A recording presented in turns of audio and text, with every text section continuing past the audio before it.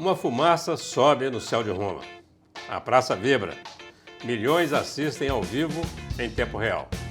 E em poucos minutos o mundo inteiro já sabe, temos um novo Papa. Mas o que mudou desde os tempos dos jornais impressos até os dias de hoje, dos stories e dos memes? Como essa notícia correu o planeta com tamanha velocidade? Quem são os profissionais por trás das manchetes que emocionam, dos flashes que captam o instante, das transmissões que narram a história enquanto ela acontece? Hoje, no Começo Conversa, nosso olhar está voltado para quem observa, interpreta e compartilha. Para quem informa com responsabilidade em um mundo onde a verdade disputa espaço com boato. Para quem carrega a missão de contar o sagrado com o rigor da notícia. E para isso convidamos uma mulher que é apaixonada pela comunicação. Ela nasceu em Timóteo, mora em Piedade de Caratinga. É filha de Ana Flores e de José Heleno Rocha. Tem 38 anos, é analista de comunicação e marketing. Com uma trajetória sólida como jornalista, ela é também bacharel em Direito, especialista em comunicação, marketing e recursos humanos. Ama ler e ver filmes, ama ver documentários e estar com a família. Respire fundo, a fumaça já clareou. O Começo Conversa está no ar.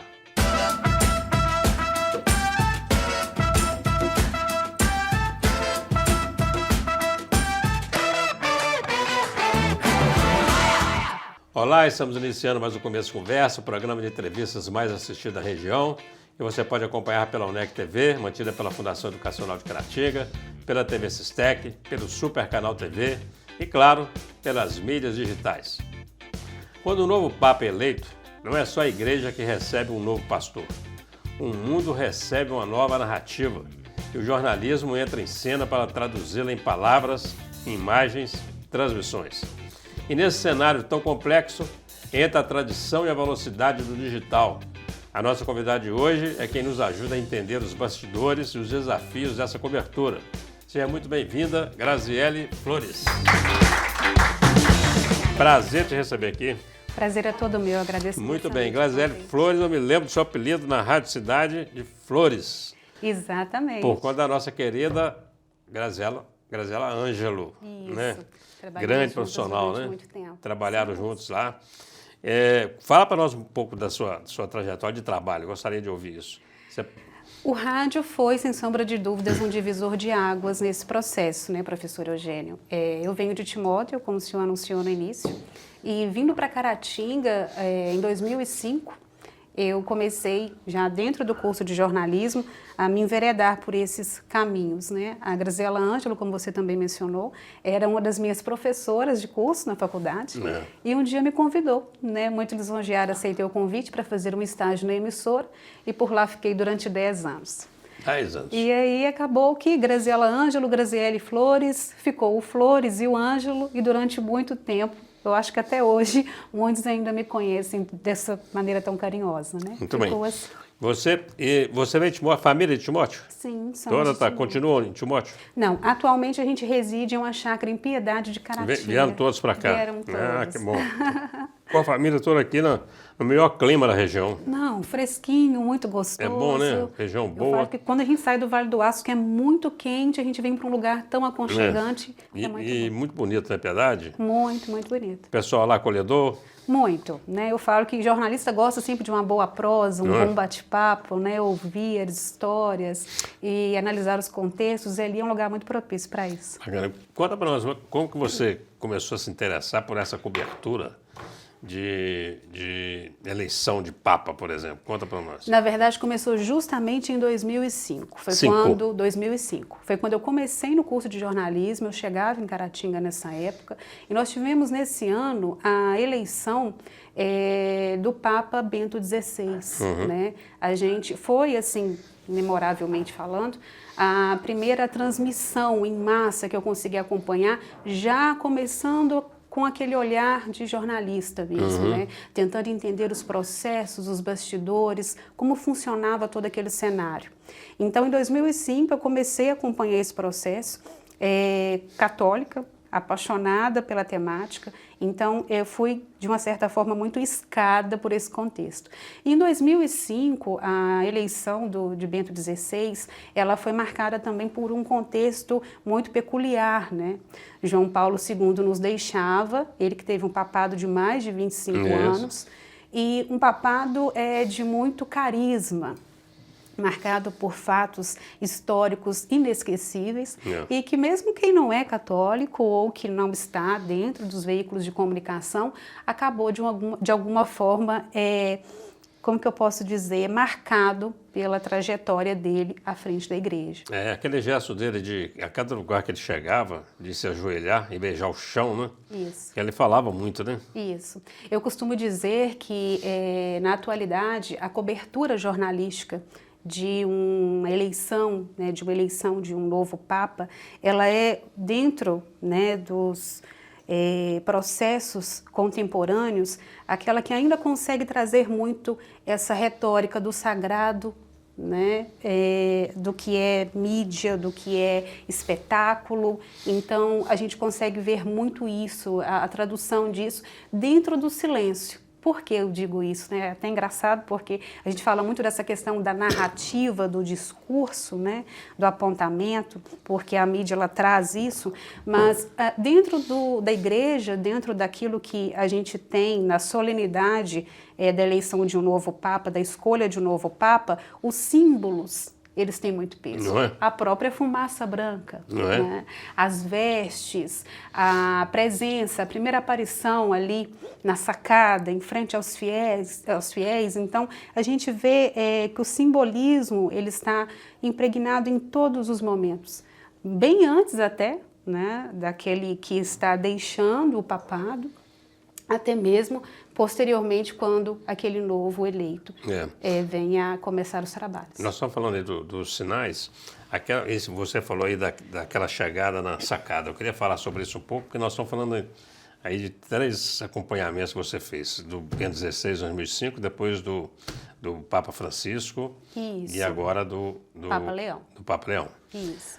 Quando Bento XVI é eleito, você tem, vamos falar só de gesto, né? A pessoa que chega na sacada e assim, comemorando, né? Aí depois você tem o Papa Francisco, que chega com a roupa branca, assustado, porque ele estava assustado, né? Então ele só faz assim, com a mãozinha dele. E você tem agora o Papa Leão, que também não chega comemorando. Você vê que está cheio de responsabilidade, está pesado, aquele é um fardo pesado que ele está pegando. Chega com as mãos assim, mas chega com a estola do Bento XVI. Isso, na comunicação, conta o que para a gente? Olha, como eu disse, os símbolos nesse enredo, eles têm muito peso, né? E sem sombra de dúvida, nesses 3 pontos que o Senhor trouxe, Bento XVI, Papa Francisco e Papa Leão, a gente consegue ver a distinção da narrativa de cada um. Porque a comunicação, nesse caso, ela não está só na mídia, que retrata a cobertura do novo Papa, mas ela está também no próprio discurso que esse Papa começa a afirmar com seus fiéis e com o mundo todo. Porque um Papa, ele não é Papa só para os católicos, ele é Papa para todo o mundo. Então, ele ter um discurso muito fluente, muito carismático, muito amigável, é algo que faz toda a diferença. Isso começa nos símbolos, né? Muitas vezes esse ovacionar de mãos, ou até mesmo um conter, uma timidez, ou algo mais, né, fechado, que retrata talvez uma postura um pouco mais sóbria, também é uma forma de dizer, olha, eu, quanto novo Papa, pretendo proceder dessa forma. Há um contexto dentro da igreja que todos vão seguir, ou seja, a igreja ela não se molda diante ao Papa eleito. O Papa ele é um condutor de um processo que nós entendemos ser o processo que Cristo conduziu para a igreja. De uma igreja que existe, que é sólida, que está ali, que tem suas regras, que tem um monte de coisa. Exatamente. Então, ele não pode simplesmente estar alheio a tudo isso frente ao papado que ele vai exercer.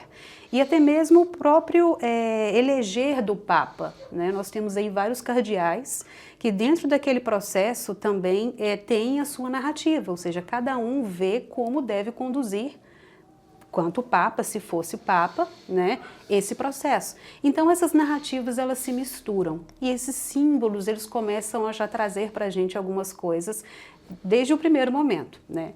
Uma das coisas que marcaram muito, tanto o João Paulo II, aquela questão, né, de beijar o chão, de trazer sempre uma reverência por onde ele passava, a gente consegue ver na simplicidade que foi adotada pelo Papa Francisco. O Papa Francisco, além de ser um jesuíta, né, ele vem trazer aí uma simplicidade nata em todos os processos, desde o primeiro momento, ele já quebra uma barreira de comunicação que é o quê? Antes de dar a primeira bênção, como Papa, ele pede para que os fiéis rezem por ele, em silêncio. Então, ele passa a palavra não dita. Entendi. Rezem por mim em silêncio. E só então, quanto já Papa, ele dá a bênção. Então, a narrativa ela vai se construindo de uma forma muito peculiar. E o jornalista precisa ter um olhar muito aguçado nisso, né? Para poder entender, explicar e repassar para quem está em casa. E até o tempo todo, né? Em 2005... tem que puxar a memória aqui, mas já estavam ativas as redes sociais? Não como agora. Não, muito não menos, como claro. Agora, muito menos. É porque essa última agora, ela foi em tudo diferente, a cobertura jornalística que eu falo, em tudo diferente do que aconteceu com o Papa Francisco, que eu conheci, que eu acompanhei bem, e que já tinha rede social, já estava funcionando. Mas essa agora foi uma coisa que quase para o mundo em função disso, quer dizer, parecia até que não tinha mais nada acontecendo, inclusive a ponto da Globo mandar os seus melhores repórteres, os âncoras, né? Então, assim, sempre cobrindo ali com uma repórter, né, a Camparini, e fazendo boas coberturas e tal. E dessa vez mandou um time inteiro. Então, as pessoas se revezando, assim, ver quem é que ia pegar aquela fumaça branca saindo, né? É aumento de religiosidade ou é interesse mesmo coletivo, quer dizer, aumento de interesse coletivo na história? Vamos fazer um rápido intervalo, você vai responder assim que a gente voltar para o segundo. Bacana demais, você não sai daí. Já já nós voltamos com mais jornalista Graziele Flores. É já já.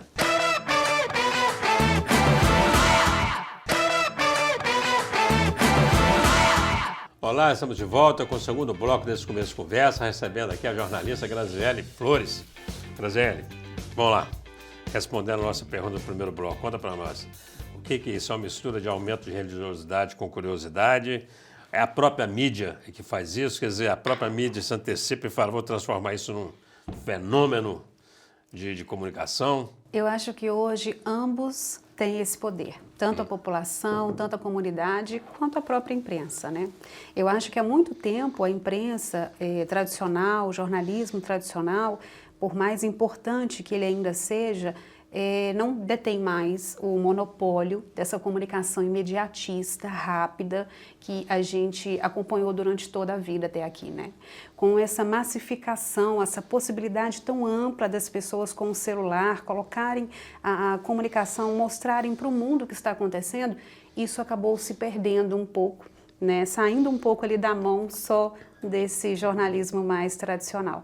E a gente percebe, o senhor até comentou anteriormente a respeito de, nossa, a Rede Globo, dando um exemplo, né, mandou seus melhores repórteres, um time que ficou ali acompanhando, revezando para poder trazer tudo de uma forma mais clara, mais lúcida, né?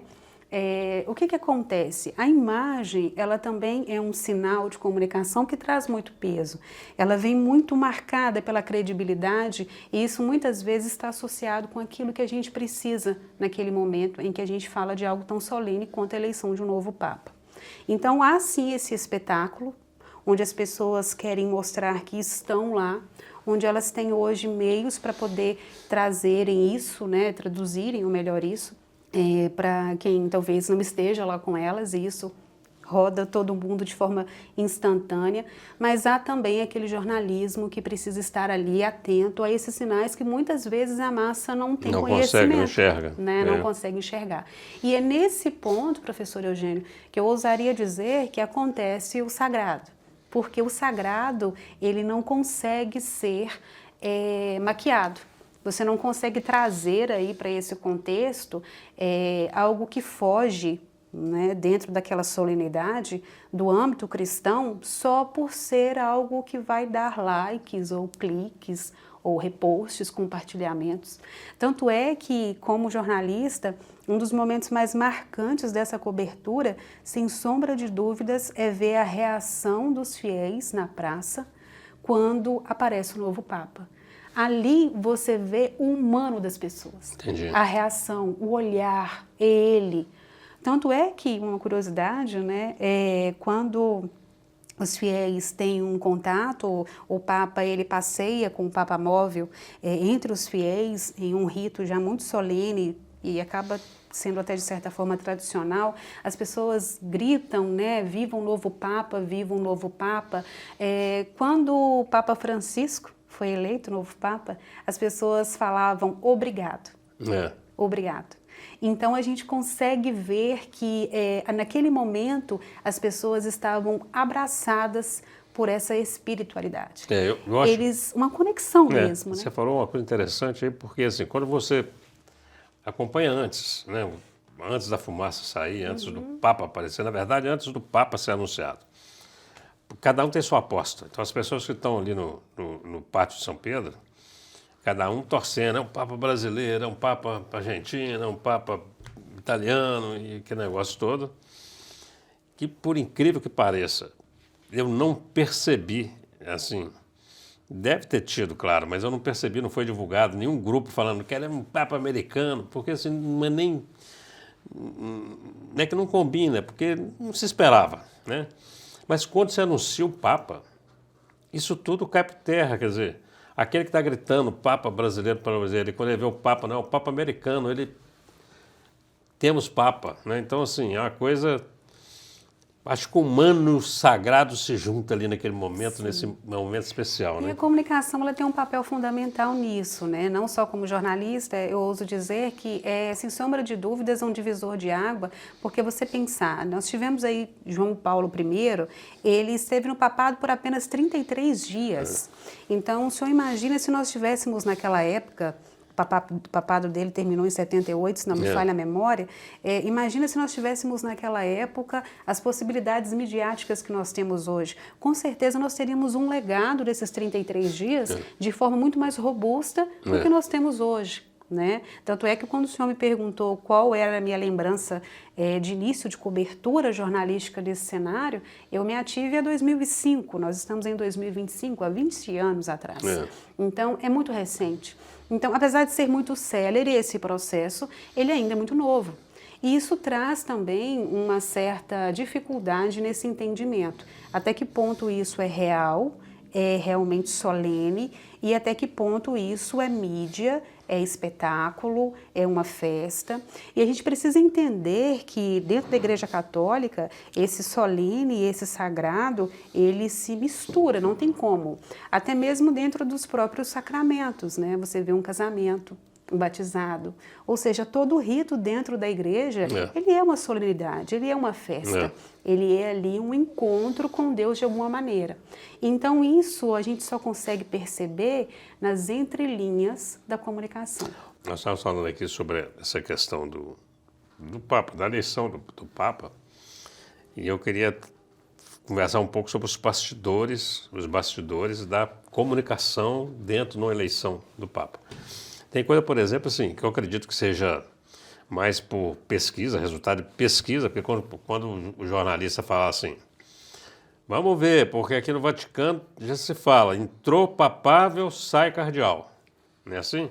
Entrou papável para dentro do conclave, vai sair cardeal. É porque até hoje parece que não teve nenhum assim, esse cara é cotadíssimo, e realmente, por coincidência ou não, ele não sai papa. Então, assim, o que eu acho interessante, porque dentro do ponto de vista da fé, né, eu estou falando para o católico mesmo, que tem a fé nisso tudo, falar, não é você que vai definir quem vai ser papa. Tem outras questões aí, para mim, mais espirituais para definir isso, porque senão era fácil, né? Fazia suas apostas, o mais votado aqui está o fulano, e ele saía papa. Mas você acredita que a imprensa ela tenha acesso a algumas informações importantes dentro desse processo que a gente não tem? Ou ela está ali igual a gente mesmo, só com o conhecimento que ela tem mesmo de marketing, de comunicação, esperando ver o que acontece? A imprensa, de uma maneira geral, eu diria que não. Mas o jornalista, por si, pode ser que ele consiga ter em algum momento algumas informações que para ele sejam cruciais e um diferencial frente aos outros veículos nessa cobertura. Por que eu falo isso? Porque todo jornalista tem a sua fonte. Muitas vezes eu trabalho dentro de um veículo de comunicação, sigo aquela linha editorial daquele veículo, mas as minhas fontes, a minha experiência quanto pessoa e profissional é que vai ditar o meu desempenho ali dentro e o que eu vou trazer para o meu telespectador, o meu ouvinte, o meu leitor. Então eu acredito que o veículo em si, a mídia em si, ela ainda não conseguiu, talvez, como eu posso dizer, ultrapassar essa linha que o Vaticano ainda detém, mas há alguns jornalistas que conseguem, sim. A própria Scamparini, diante do grau que ela tem hoje, o conhecimento, os anos de cobertura jornalística, eu acredito até que um jornalista, quando ele tem essa formação mais voltada para a cobertura religiosa, mais voltada para esse panorama, ele também já sai na frente daquele outro jornalista que talvez esteja ali fazendo uma cobertura como qualquer outra, não no sentido de paridade, mas no sentido mesmo de dia a dia da profissão. Então eu acredito sim que os veículos eles não detenham ainda esse digamos, essa vantagem. Mas há sim profissionais que hoje eles têm. E aí a gente também volta naquela pergunta que o senhor fez anteriormente. Por que a Globo talvez mandou os seus melhores jornalistas? Porque esses também têm boas fontes. Esses também sabem sair em situações em que muitas vezes são importantes. E às vezes também capacidade investigativa mesmo, né? De saber quem ouvir, interpretar, um olhar. A comunicação, exatamente. A comunicação, ela também é interpretação. E trazer para o meu... E isso até muitas vezes vai ser o divisor de águas no que tange a essa questão tão aguda hoje em dia do rápido, do instantâneo, do imediato, né? Eu tenho que soltar uma notícia porque todo mundo vai soltar. Antigamente as pessoas falavam de furar a pauta. Hoje a gente quase já nem fala isso mais, porque com as mídias como estão, a gente já não tem mais essa questão do furo de reportagem. Mas como... o discurso ele se dá, você consegue trazer uma narrativa atual, nova, que talvez um outro mais veículo completa, mais verdadeira. Mais completa e mais verdadeira. Então, talvez enquanto um veículo vai contar aquele contexto de forma voltada para o espetáculo, talvez mais sensacionalista, você vai ter aí outro que vai se ater aos símbolos, a uma tradução um pouco mais real do que é toda aquela solenidade. Você vai ter um outro veículo que já vai caminhar talvez por questões mais políticas, né? Ou seja, trazendo talvez a vida do Papa eleito ou questões que ele possa ter dentro do seu histórico. Então, a gente vai ver que isso tudo vai ser contado de uma forma muito peculiar. E acaba sendo, de uma certa forma, uma curiosidade, porque a gente sempre vai ver o mesmo cenário, porém em contextos diferentes a cada narrativa, a cada cobertura. Bacana, vamos fazer um rápido intervalo, vamos voltar no terceiro bloco. Já queria voltar falando sobre isso, aproveitar para falar sobre isso. Como a imprensa, o jornalista, ele faz para lidar com um assunto tão importante, tendo como, abre aspas, concorrente dele, o celular, a fake news, a rapidez da notícia de qualquer jeito, beleza? E você não sai daí, bate-papo sensacional, estamos conversando com Graziele Flores, nós voltamos já já.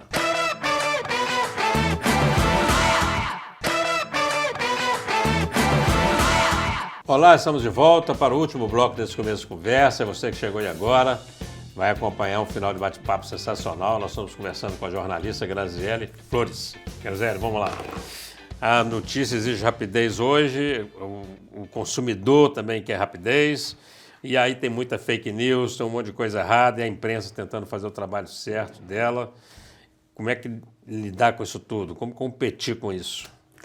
Na verdade, é um dos maiores desafios da atualidade. Você conseguir trabalhar dentro daquilo que a gente tem como uma retórica ética da profissão, uma exigência, né, da comunicação social, inclusive comunicação social, porque nós não podemos esquecer que estamos a serviço do nosso telespectador, do nosso leitor, do nosso ouvinte. Então, nós estamos realmente prestando a ele uma oportunidade de conhecer os fatos, de saber o que acontece, o que é real, quando e como acontece.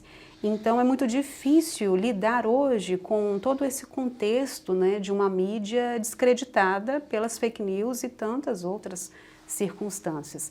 Então, é um desafio, né? Eu costumo dizer que o jornalista ele precisa trazer para dentro do seu contexto, para a sua realidade, a realidade do seu veículo, esse cuidado, esse zelo de ter sempre a imparcialidade como uma missão, ou seja, eu estou aqui narrando um fato, contando algo que tem uma relevância, que tem uma importância, e fazer parte da história dentro desse contexto também é marcar que a verdade deve prevalecer sempre, né? Então, a gente precisa ter esse grau de entendimento de que aquilo que a gente conta hoje, de uma certa forma, vai ser perpetuado. Então, a gente precisa ter esse cuidado. Então, é um desafio, nem sempre a gente consegue. Muitas vezes você esbarra, né, nessas questões. Há veículos, infelizmente, que não têm essa postura, então eles já abrem espaço para alguns profissionais que já têm essa conduta não tão ilibada. Então, a gente também se vê frente a isso, meio que tentando alcançar um lugar que um dia já foi nosso.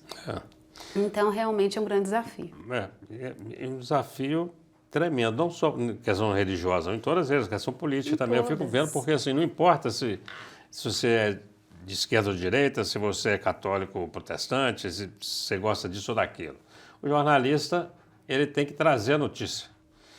E não é complicado demais você conseguir trazer a notícia sem deixar que o que você pensa e acredita interfira nisso, não?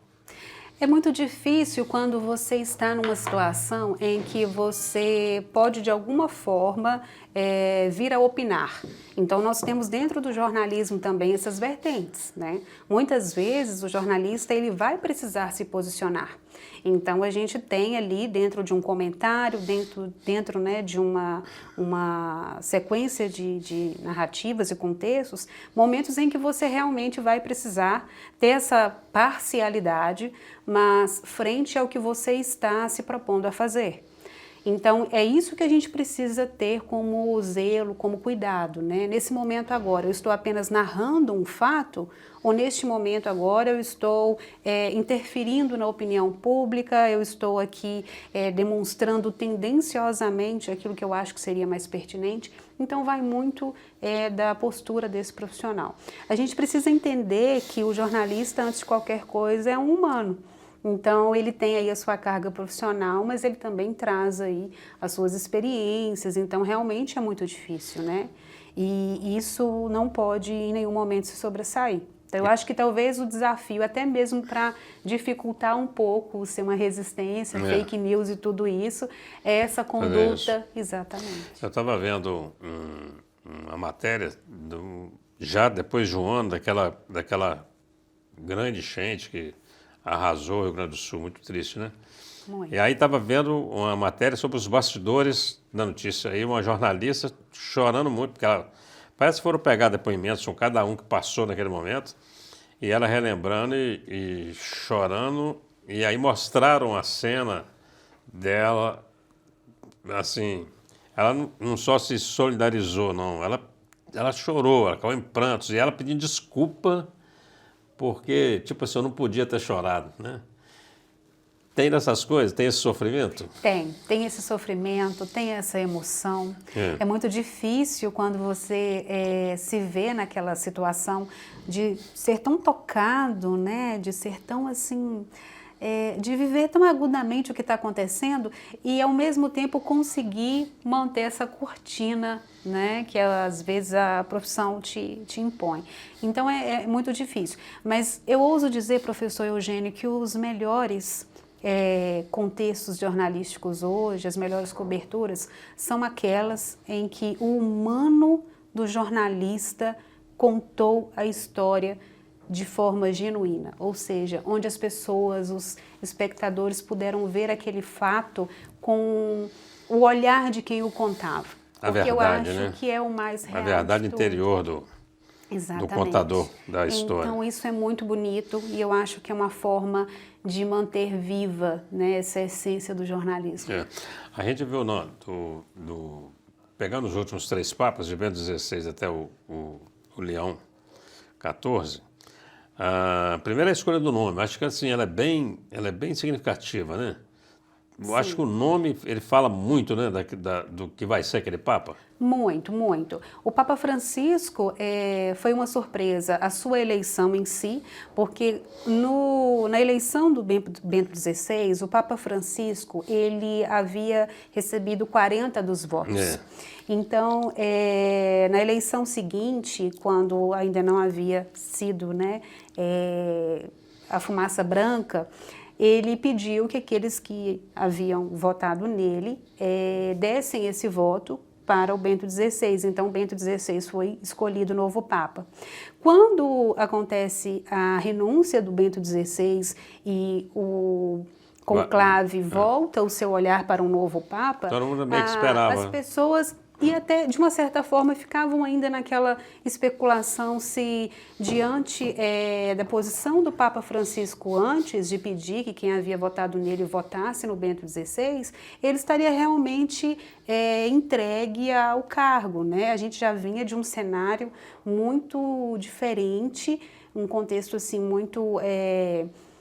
novo, que era de renúncia de um Papa. Então a gente pensava o que está acontecendo nos bastidores ali da igreja para esse Papa renunciar, e será que a gente vai ter agora um novo Papa que vai pegar todo esse contexto, resolver toda essa desordem que nos parecia tão palpável. Então foi um contexto realmente de muitas especulações.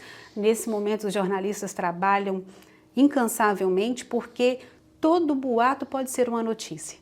E a gente precisa até que ponto, né, entender como fazer com que as informações reais realmente cheguem de forma correta.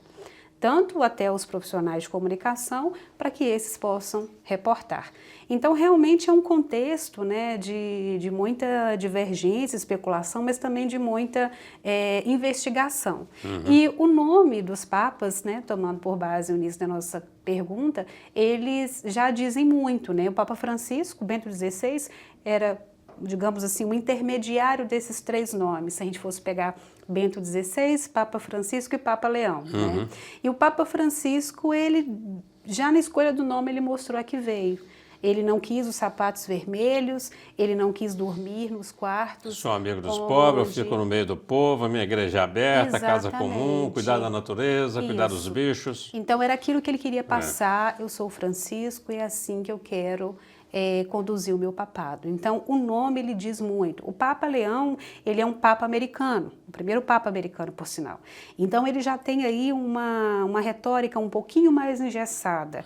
E até o discurso dele, ele manteve as redes sociais, que foi um processo midiático adotado pelo Papa Francisco. Mas a gente pode observar... Mas ele já falou que é tímido, que não gosta muito. Então... O Vaticano ele vem seguindo aí nos bastidores na condução desse trabalho que é realizado junto às mídias sociais do novo Papa. Inclusive, vale ressaltar, né, cabe-se dizer, que é preciso ter uma equipe de comunicação muito atenta a esses cenários internamente. Nós temos aí alguns meios de comunicação dentro do Vaticano, né? O próprio jornal interno, a rádio interna deles, onde eles fazem essas comunicações. Então, a gente precisa entender que tem profissionais de comunicação também dentro da igreja, auxiliando nesse trabalho.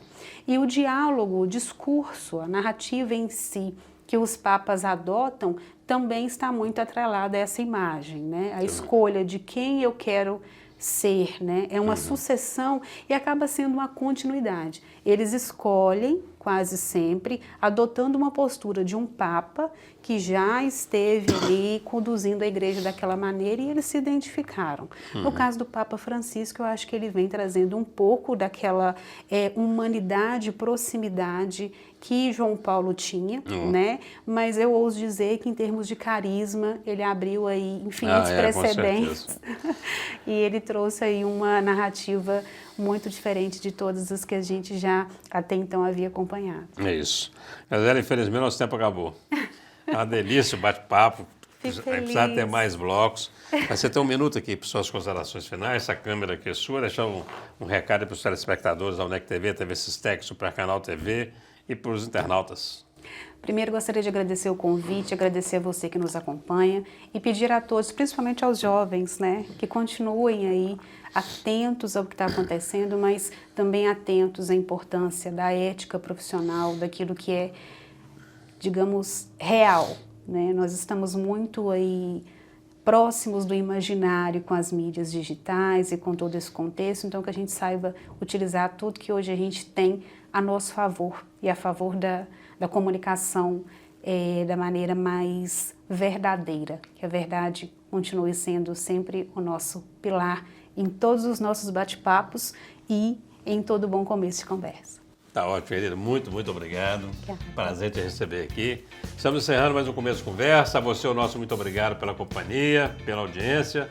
Até o próximo encontro, se Deus quiser.